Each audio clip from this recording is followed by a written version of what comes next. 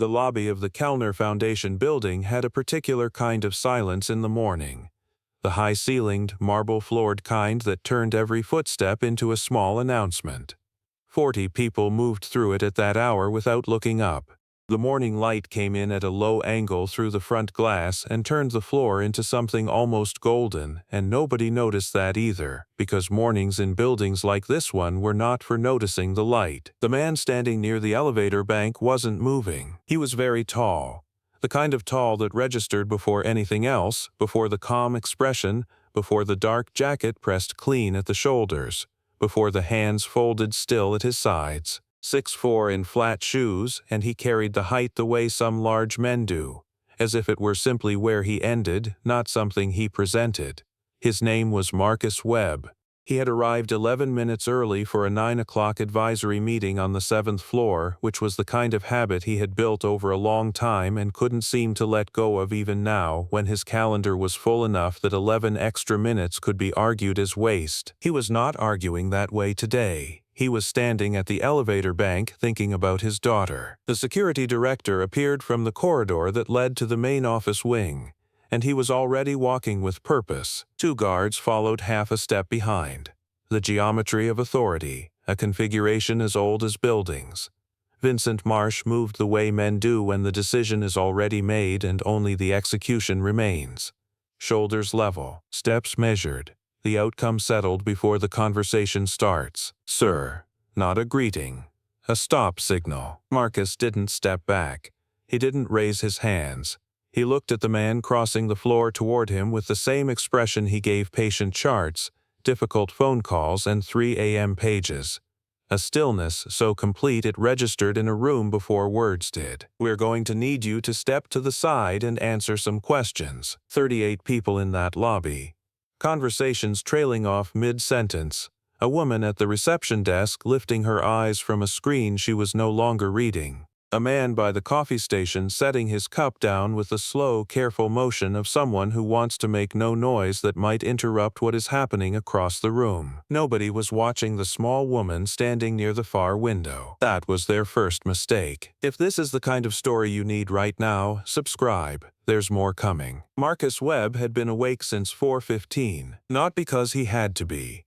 The board meeting didn't start until 9, and his apartment was 20 minutes from the Kellner building by car, and he had no other obligations before it. He had been awake because he was the kind of person who woke early, made coffee, and stood at the window thinking through what the day would ask of him before it had the chance to ask it. He had been doing this since his residency, when mornings before the hospital were the only quiet he could find, and the habit had survived everything. A marriage, a divorce that was civil in the way expensive things sometimes are when both people involved are too busy to make it otherwise. A daughter who was 7 and already too precise for her age. The city was still dark when he made the coffee. He used a press, not a machine, because he had opinions about coffee that he didn't share with anyone. He stood at the window and watched the lights across the street. A garbage truck moved through the intersection. A woman walked her dog without urgency. The ordinary machinery of a city in early morning, indifferent to itself. At 7:17 his daughter called from the bus stop on Hadley Street. She called every morning at exactly that time, because the bus arrived at exactly that time, and she had decided, on her own at age 6½, that calling her father while she waited for the bus was a good use of a period that would otherwise be wasted standing still. She was not, her teachers reported, a child who found standing still easy. She told him she had decided to become a paleontologist. Last week it had been an astronaut. The week before, a baker. Marcus had long stopped finding this inconsistent. She was working something out. He could be patient with the process. All 3, he told her. There's no rule. She had laughed. The exact laugh of a child who finds the rules are less settled than she'd been told. And the bus had come, and the call was over in 8 minutes. He dressed slowly. Dark jacket, a tie he knotted and unknotted twice before settling on it. Shoes he had polished the night before out of a habit that predated any occasion for it. His hands moved through all of this with an economy that was not performance. It was simply what his hands did, which was move with precision, care, and an absolute minimum of wasted motion. He had been treating his hands carefully for 15 years. They were the instruments he trusted most, which meant he trusted them enough to keep them available. There was a scar along the inside of his left palm, diagonal, running from the base of the index finger toward the wrist. Old. Not surgical in origin. The kind left by a cable or a wire under load that had released suddenly. He had gotten it at 26 during a period of his life he no longer spoke about and had not spoken about for long enough that the details had compressed into something small and dense that lived behind his sternum and didn't trouble him much. His hands had healed entirely. The scar was just geography now.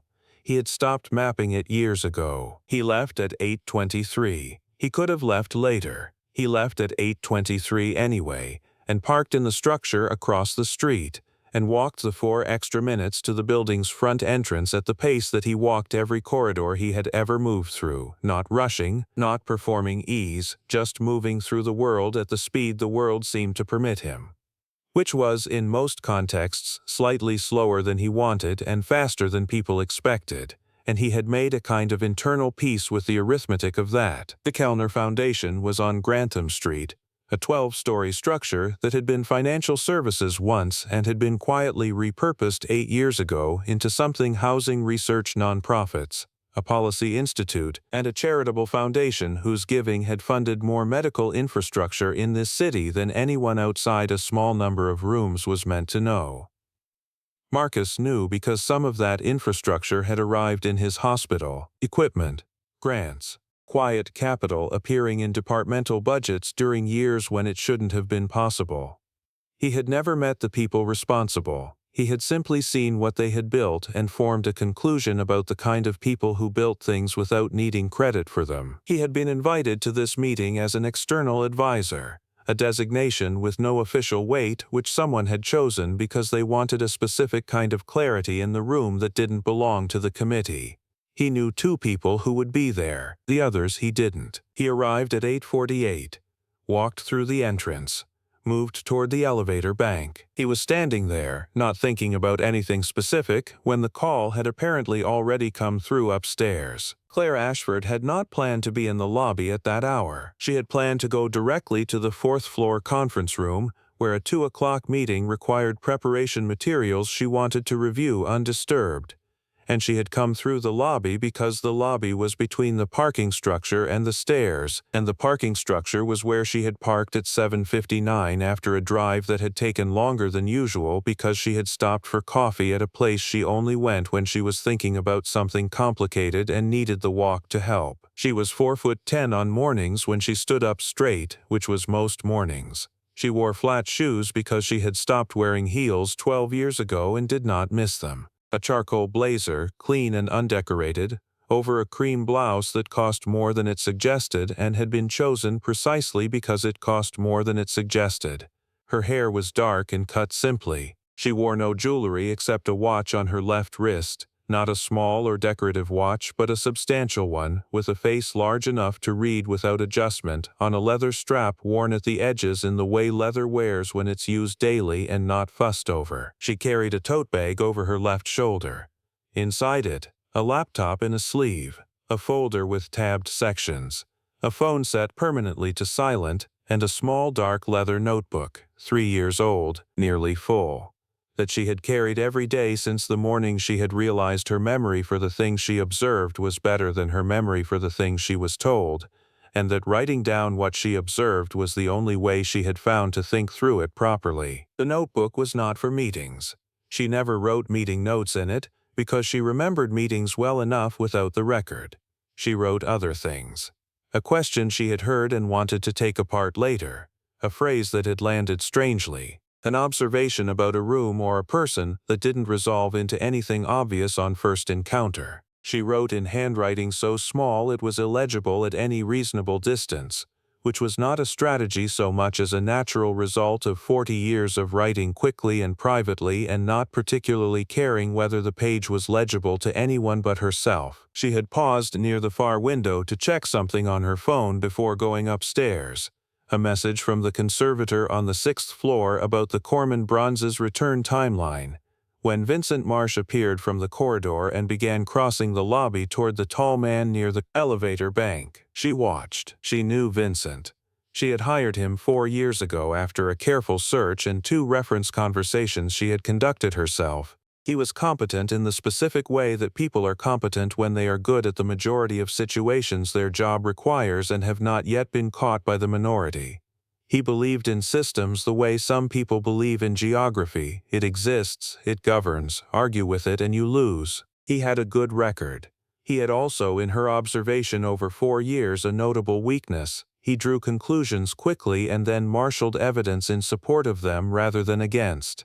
She had noted this. She had not yet found an occasion that made it worth addressing directly. She looked at the man by the elevator. She did this. The full inventory, automatically, without interrupting what she was doing. Exit locations, sight lines, what people were doing with their hands. She had been doing it since she was a graduate student in a field that required her to read environments quickly and without apparent effort. And she did it now in every room she entered.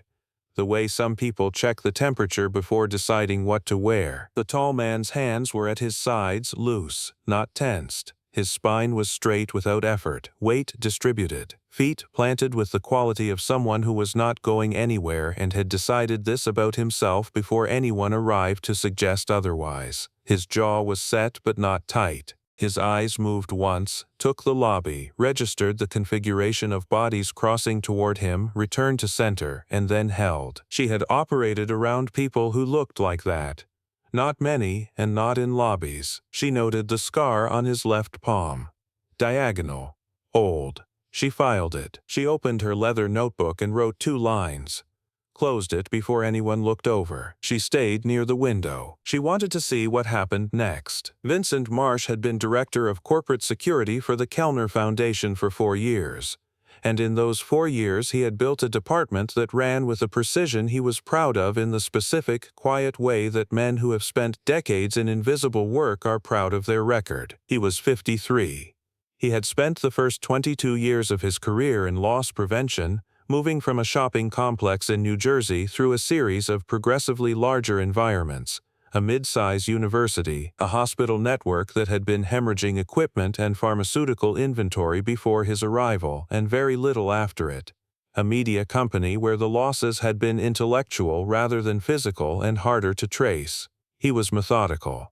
He documented everything. He had developed over time an eye for patterns and a faith in that eye that had served him well enough that he had never seriously examined its limits. He had a son and 2 daughters. He coached the boys' soccer team on Saturdays, had not missed a game in 2 years, and had a commute that took 40 minutes each way and which he spent listening to history podcasts about decisions made under pressure and what separated the ones that held from the ones that didn't. He had come in this morning with 2 cups of coffee.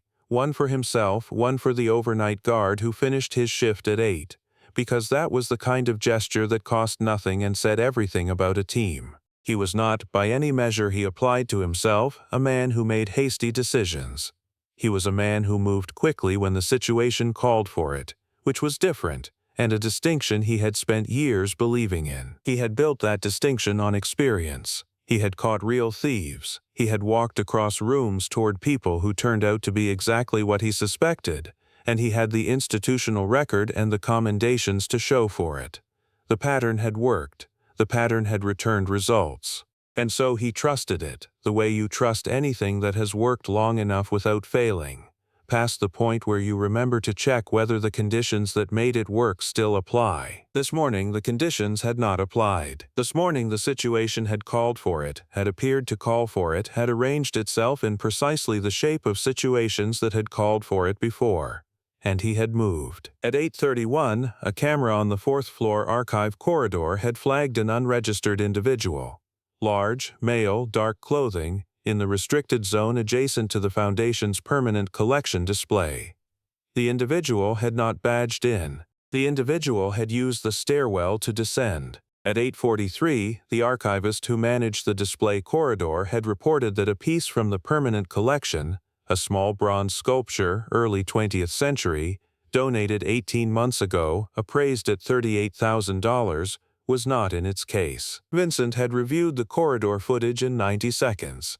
He had drawn a line from the unregistered individual to the missing sculpture to the tall man in a dark jacket now standing at the elevator bank, and arrived at a number that felt, to his system, unambiguous. What he had not done, what the system did not prompt him to do, was hold two possibilities open simultaneously before choosing.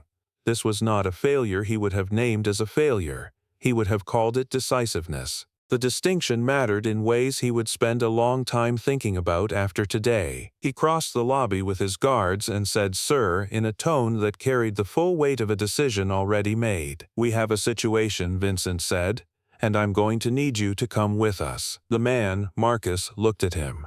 Not blankly. There was something active in the look, something that registered every detail in the room. The two guards and their spacing. The shift in ambient noise as the lobby recalibrated around this new development, and held it all without reacting. "What situation?" Marcus said. Two words. Even and clear. "A piece from the Foundation's permanent collection is missing from the fourth-floor display corridor. You were observed in that corridor at 8:30 this morning." A pause. Not a hesitation.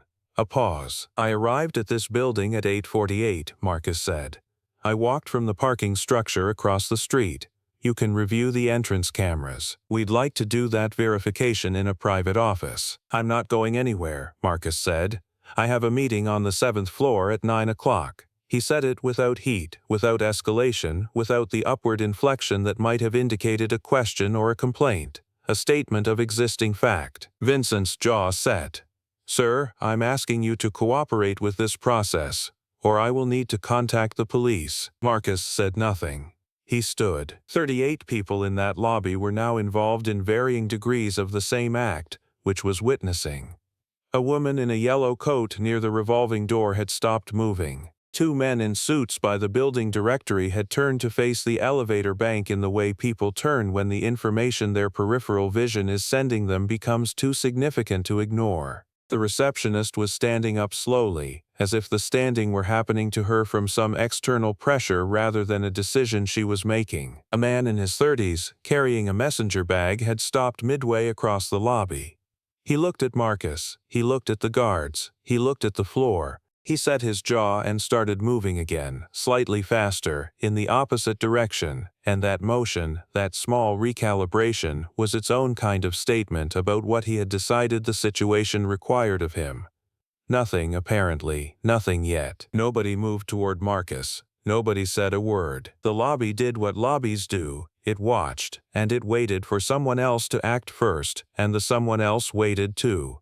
And the silence swelled into something that had density and heat. Claire had closed the leather notebook. She was already moving. She crossed the marble floor without hurrying, without the posture of arrival, without any external signal that what she was doing was purposeful. She was a woman with a tote bag walking across a lobby. Two people glanced at her and looked back at Marcus, because Marcus was still the larger visual fact in the room. She stopped one step behind Vincent Marsh's left shoulder. "Vincent," she said. He turned. Recognition moved across his face, partial, assembling itself slowly, the name filing into place but the significance of the name still loading. "Ms. What did the footage show?" she said. It arrived without a question mark. It arrived as an accounting entry. "We have an individual on the fourth-floor camera at 8:30. Did the footage show this individual?" A small, precise indication of Marcus with her eyes. "The footage shows a large male in dark clothing. Did the footage," she said again, quieter, "show this individual?" The pause this time had a different quality. The kind of silence that appears when a room realizes it has been holding a breath and doesn't know when it started. "The footage was not conclusive," Vincent said. "But the probability, Vincent." Her voice did not rise. If anything, it fell.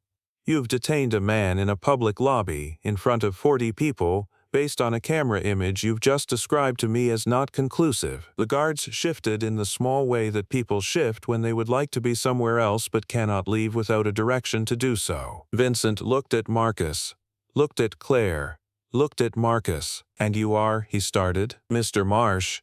The receptionist was on her feet. Her voice was careful in the way voices are when a person is managing multiple things at once. What she knew, what she should say, and how much lead time she was giving her own face to compose itself. "That's Dr. Ashford." The name hit the room the way certain names hit certain rooms. Not loudly, but precisely. Like a key in a specific lock. Vincent's color changed. Not dramatically. Something behind his face receding as if the blood in it had received a private message and was quietly relocating. "Dr. Ashford." He said it differently than he had said her name a moment ago, before he knew it was her name. "The fourth floor," Claire said, "has 2 stairwells and a service elevator. I'm aware the west stairwell and service elevator footage have not yet been reviewed this morning, or I would already have received a call about it." She said this with the particular calm of someone who knows a floor plan the way other people know their morning routine. A maintenance contractor was scheduled to service the HVAC intake in the archive corridor today. I approved that access on Friday. He would have entered through the service entrance on the side street. He would have used the stairwell. He would fit the camera profile. She opened the tote bag, removed the leather notebook, opened it near the back and turned it toward Vincent. The handwriting was very small. There was a date, last Thursday, and a single entry that read, even at an angle, "Corman Bronze, Conservator, RM 602, returns Monday." "The sculpture," she said, "has been in the conservator's studio on the 6th floor since Thursday. I authorized its removal for cleaning and documentation. I sent an email about it on Friday. I would appreciate it if someone checked their inbox." The lobby held this. Vincent looked at the notebook, looked at Marcus, looked at the notebook. The line he had drawn from point A to point B was dissolving in real time, each link in the chain coming apart not dramatically but completely, the way a system fails when the foundational assumption is wrong. Everything built on it goes with it. Marcus had not moved. He was watching Claire, watching the way she stood in this, the particular quality of stillness she carried when she was waiting for something to reach its conclusion. Not impatience, not performance. Just the steady, settled presence of someone who has been here before in one form or another, and knows what comes next. He recognized the quality. He had seen it in operating rooms, in colleagues who held the field under pressure not because they were loud or fast, but because they were absolutely accurate. He had not seen it in a lobby before today. The security desk phone rang. It rang twice.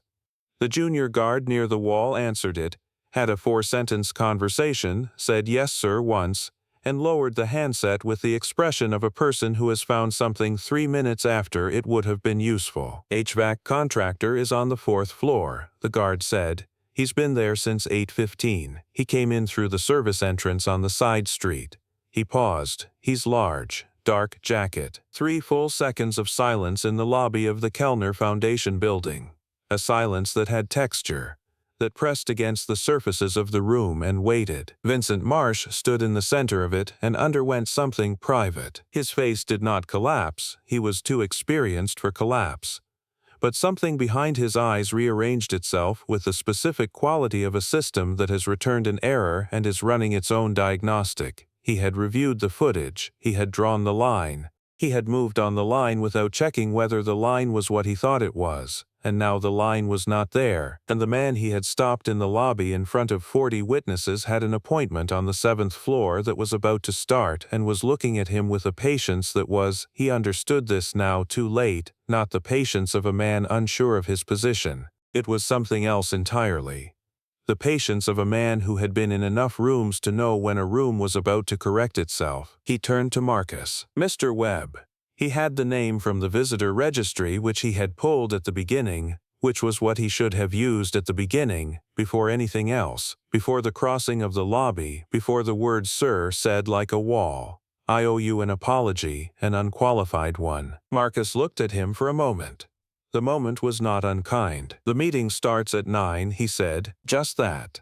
The clock above the elevator said 8:54. He was going to be early. Vincent Marsh opened his mouth, closed it, turned to Claire. She looked at him with the full, settled attention of someone deciding something at a high level while appearing to do nothing at all. "We'll speak this afternoon," she said. He nodded. He knew what this afternoon would contain. The guards dispersed. The lobby resumed its business the way a room does when it has been briefly reorganized by something large and needs to return to order without naming what happened. Conversations restarted, slightly off-key from where they'd left off. A printer somewhere down the corridor began running. The building found its frequency again. The receptionist sat down. The man at the coffee station picked up his cup. From the entrance, moving quickly in the way of someone who left somewhere 10 minutes ago and needed to be here 9 minutes ago, a young woman in a hospital identification lanyard came through the revolving door. She saw Marcus and her expression changed. The specific recalibration of someone who has found what they were looking for and is already adjusting to the fact of it. Dr. Webb said the way hospital staff say a name, shorthand for a longer thing, economical in the way professional regard becomes when it's been practiced long enough. The board asked me to come down. The room is ready whenever you are. The lobby heard it. Not everyone, but enough. The two men near the directory. The woman in the yellow coat who had been near the revolving door for 5 full minutes. The receptionist who was seated and trying to seem occupied. The man at the coffee station who had made a decision when Vincent Marsh was crossing the floor and had stood there with his cup in his hand ever since, not quite able to put it down and not quite able to drink from it. And the man in his 30s with the messenger bag who had reversed his direction across the lobby to avoid involvement. He had stopped again at the far end, near the window where Claire had been standing, and he was listening. Dr. Webb, not the maintenance worker they had assembled in their minds, silently, collectively, without naming it aloud, from the available evidence of a large black man standing by an elevator in a building where he hadn't yet been expected. The chair of cardiothoracic surgery at Metropolitan General Hospital. The man whose name appeared on research that 3 universities in 2 countries had cited in the last 18 months. The man who had received, 2 years ago, a letter from the hospital's chief of medicine using the phrase surgical contributions of lasting institutional consequence in the 5th paragraph of a letter that was not about flattery. The man who had left his apartment this morning after standing at a window and thinking about a daughter who was going to be a paleontologist and a baker and an astronaut, and had not told her she had to choose. Claire was looking at Marcus when the name was said. He wasn't looking at her. He was looking at the aide with the warmth he gave to people who moved carefully through difficult spaces without making it anyone else's problem. A specific, unhurried regard. "Tell them I'll be right up," he said. The aide nodded and went. Claire opened the leather notebook, wrote one line, small and fast, closed it. Marcus turned, not obviously, not as performance, and found her already looking at him. Nothing was said. Nothing was amplified. 2 people who had been inside the same small story for the past several minutes held a moment that didn't require language, because language would have made it smaller. She had seen the whole thing from the window. She had done the math, confirmed the variables, and arrived at the right moment with the right instrument, a notebook, a name, a voice that didn't rise. He had stood through it with the stillness of someone who had already decided, before the lobby, before the guards, before any of this, who he was. Neither looked away first, neither looked away at all. They simply stopped looking at the same time, the way 2 people stop walking when they've arrived somewhere. The elevator came. The stairwell door at the far end of the lobby opened and closed quietly. 2 minutes later, on the 3rd floor landing, a tall man moving down passed a small woman moving up. He was taking the stairs because he wanted the extra 2 minutes to settle into what was coming. She was taking the stairs because she always did, because each floor was the building thinking to itself, and she liked to think with it. They passed each other without ceremony. No nod, no pause. The stairwell was concrete and quiet, lit by light that came from somewhere above and managed to be neither harsh nor warm. He said, without stopping, "You knew." She said, without stopping, "I waited to see if someone else would." The footsteps continued, his going down, hers going up. The sound separated slowly, each set becoming its own rhythm. Neither said anything else. There was nothing left to say that the stairwell couldn't hold by itself. By 9 o'clock, the boardroom on the 7th floor had Marcus Webb, who sat at the table with the settled quality of someone who had already had the more interesting morning and had chosen not to mention it. By 2 o'clock, Claire Ashford was in the 4th floor conference room with her laptop and her folder and her leather notebook, and she wrote 3 small entries before the meeting began and 1 during it, which she circled twice. By 5:15, Vincent Marsh had submitted a written account of the morning's incident to the HR department and the Office of the Director of Operations.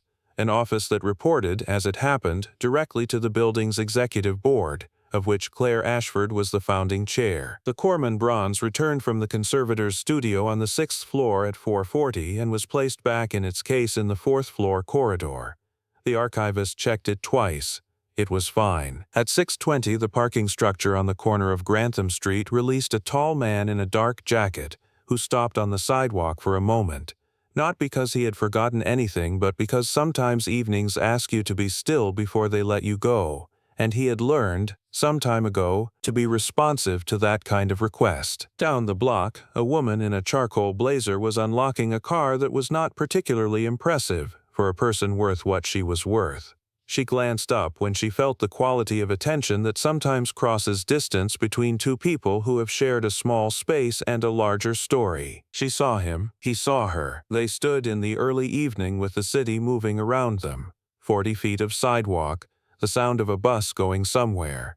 The particular amber quality of light at 6:20 in summer when the day hasn't decided to leave yet. And then she got in her car and he walked toward his own, and neither needed the other to remain in order to understand what had happened. Some people enter your life loudly, with noise and intention and a clear record of their arrival.